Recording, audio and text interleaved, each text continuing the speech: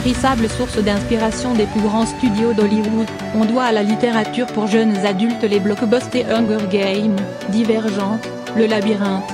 Et plus récemment The Darkest Minds.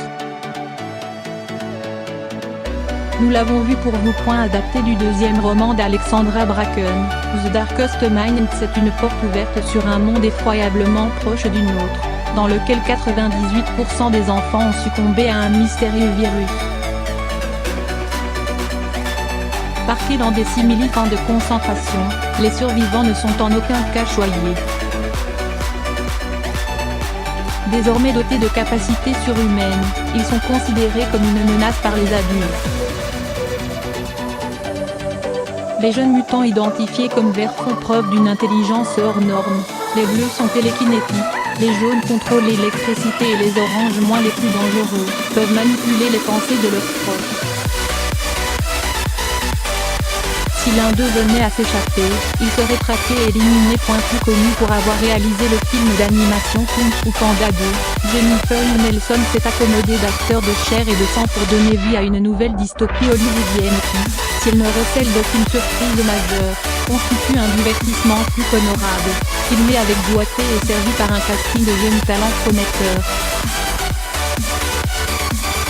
Efficace en diable, The Darkest Minds souffre néanmoins de la comparaison avec ses nombreux prédécesseurs, à commencer par Hunger Games, avec lequel il partage une actrice de premier plan, Amanda Stenberg.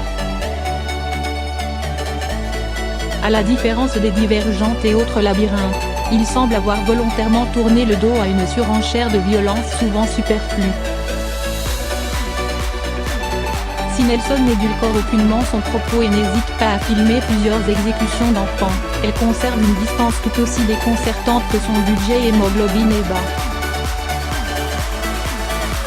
Si une telle décision peut à première vue être défendable, The Darkest Minds s'échoue à convaincre tant son propos pourtant ambitieux et si grossièrement effleuré.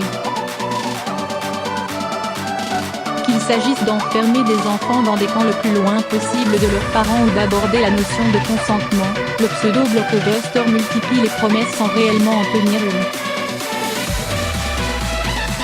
Potentiel premier volet d'une ambitieuse pentalogie, The Darkest Minds pourrait aisément relancer la mode des dystopies adolescentes.